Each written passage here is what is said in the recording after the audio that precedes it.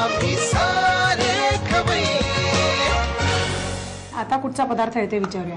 आता आपण करणार आहोत कंदाचे सकोडे. सकोडे सकोडे म्हणजे काय? म्हणजे हा एक विदर्भातला पारंपरिक पदार्थ आहे. जसं गुढीपाडवाला तिथे गुढीपाडवाच्या सणाला हा पदार्थ आवर्जून केला जातो. तेव्हा नेमक्याच कैऱ्या आलेल्या असतात, छोट्या छोट्या कैऱ्या. तर त्याच्यासोबत ते कैरीचं पण आणि हे रताळे, इकडे रताळे म्हणतात, तिकडे विदर्भात त्याला कंद म्हणतात. कंदाचे सकोडे. Okay okay. हा तेच म्हटलं मी, रताळ आहे त्यामुळे मला वाटलं दुसरा कुठचा कंद आहे. पण हे उकडलेले आहे. हे उकडलेले आहे, उकडून सोलून घेतलेलं रताळ आणि त्याचे सकोडे. म्हणजे हे काय तळणार का? नाही, आपण पराठा करतो त्या पद्धतीत. तसं आहे. गोड गोड. ओके. तर ह्या कंदांच्या सकोड्याचं साहित्य बघूया ना. सांगा. कंद उकडलेले, कणिक, पिठी साखर, तूप, चवेला मीठ, कैरीचं पण आणि वेलची पावडर. साहित्य झालं असेल लिहून. आणि आता आपल्याला मला वाटतं वहिनी सगळंच एकत्र मळायचं. हा, आधी रताळ मळून घेऊया आपण. कंद ती आणि साधं आपलं नेहमीचं गव्हाचं पीठ. हा, रताळ काय किसायची गरज लागणार नाही. नाही, ते इतकं पिठूळ असतं, लगेच सॉफ्ट होतं हे. पण भरपूर पौष्टिक सुद्धा असतं. म्हणजे रताळ्यामध्ये भरपूर प्रमाणामध्ये आपल्याला कार्बोहायड्रेट्स आहेत. बेसिकली पिष्ठमय पदार्थ आहे रताळ. आणि तो अतिशय चांगला, पचायलाही हलकं आहे रताळ. कंदमुळं तशी पण चांगलीच असतात ना. जमिनीच्या पोटातला पदार्थ आहे हा. फक्त तुम्ही जेव्हा त्याचं कॉम्बिनेशन कशा बरोबर करून खाताय त्यानुसार ते पचायला आपल्याला जड किंवा हलकं होतं. त्याची तुम्ही खीरच केलीत तर ते पचायला डेफिनेटली जड होईल. पण जर तुम्ही शिजवलेलं रताळ किंवा रोस्टेड पण खूप छान. मी एकदा करून बघितलं होतं वहिनी. आपलं रताळी साधी फक्त भाजली, दॅट्स इट. बाकी त्याला काही नाही, उकडून नाही, डायरेक्ट कच्ची मी भाजली. तर ते इतकं छान लागलं. आणि खऱ्यावरती जर तुम्ही ती रताळी भाजलीत आणि त्याला मीठ आणि तिखट, चाट मसाला वगैरे, जास्त चव लागते, ती खूप छान लागतं. ओके. पूर्वीचे लोक तर कंदमुळावरच जगत होते ना. तेव्हा कुठे उपवासाला काही मिळत होतं, हेच खायचे ना. नाही, प्रोटीन्स पण त्याच्यामुळे ताकद मिळते आपल्याला बेसिकली. तर समावेश असायलाच हवा आपल्या आहारात. मध्ये मध्ये हे पदार्थ खायलाच पाहिजे. तर उपवास करण्याचा हेतू तोच असतो ना, का त्या निमित्ताने आपण उपवासाला म्हणून पण रताळ खाल्ल्या जातं. ते तुम्हाला आता आधी काय हवंय? त्याच्यात साखर.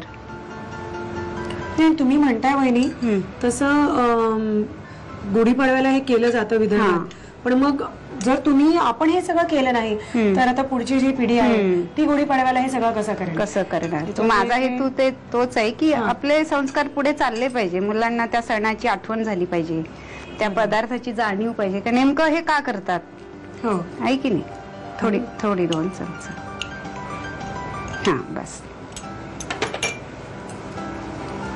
आणि हे जर घरात केलं तरच मुलांना कळेल ना. आपण केलंच नाही तर मुलांना कळणारच नाही. कारण तसंही आपण आपल्या संस्कारापासून, आपल्या लोकांपासून लांब राहतो नोकरीमुळे.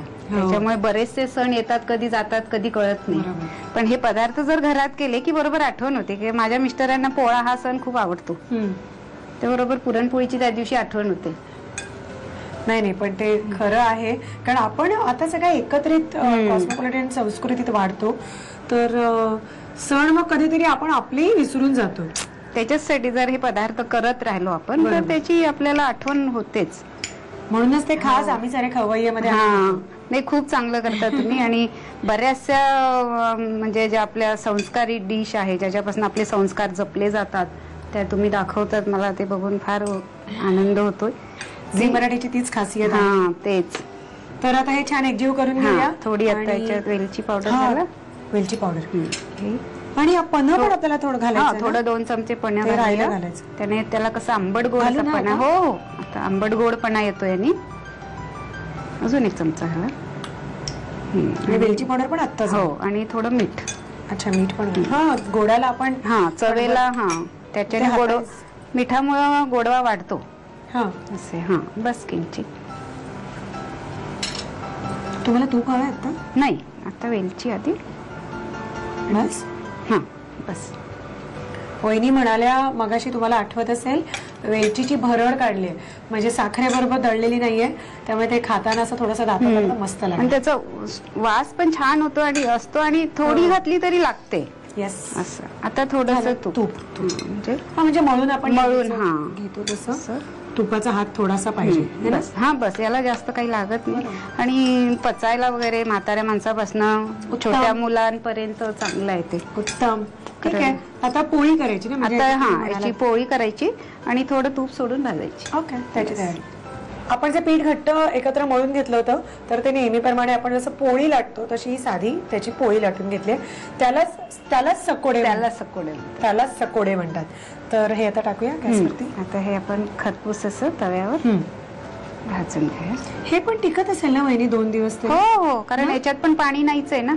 5 दिवसापर्यंत आपण ते टिकवू शकतो. हो ना? प्रवासात वगैरे घेऊन जाता येते. घरी पण पाहुणे वगैरे आले तर तुम्ही 2-3 दिवस आधी करून ठेवले तरी आरामात राहते. उत्तम.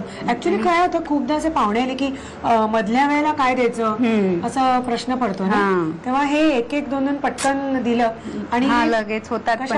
पण्याबरोबर. पण्याबरोबर किंवा तुपाबरोबर पण छान लागतं. पण त्याचं कसं, हे गोड असल्यामुळे त्या आंबट पण्याबरोबर त्याची टेस्ट छान येते. तर आपण कडेने थोडंसं तूप सोडूया. आणि हे कसं तेलकट वगैरे असं काही नाही. तूप पण हे थोडंसं आपल्याला चवेपुरतं लावलं तरी ठीक आहे, नाही लावलं तरी काही हरकत नाही. म्हणजे पाहिजेच असं नाही. पण तुम्ही जर तुपाबरोबर असं बुडवून खाल्लं की त्याची टेस्ट छान येते. जो पदार्थ ज्याच्या बरोबर खायचा तर त्याच्या बरोबरच खायचा. जसं बघा, तुम्हाला माहिती असेल आमच्या विदर्भात पुरणपोळी केली का वाटीत तूप वाढावं लागतं. हो, आमच्याकडे पण. हो ना? वाटीत तूप, वाटीत दूध असं घेऊन यथेच्छ पुरणपोळी आम्ही खातो. तर आता आम्ही हे पण खाणार आहोत, पण याच्यासाठी आम्हाला हे शिकायला लागेल. मी शिकलेले आहे, पण आमचे प्रेक्षक नाही शिकलेत. तर पटकन शिकून घ्या साहित्य आणि कृती.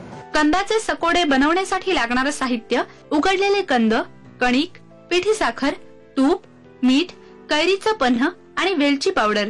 कृती: प्रथम एका बाउल मध्ये उकडलेला कंद घेऊन त्यामध्ये पिठी साखर, कणिक, कैरीचं पन्ह, मीठ, वेलची पावडर आणि तूप घालून मिश्रण मळून घ्यावं. तयार मिश्रणाची पोळी लाटून घ्यावी आणि ती तुपावर खरपूस भाजून घ्यावी.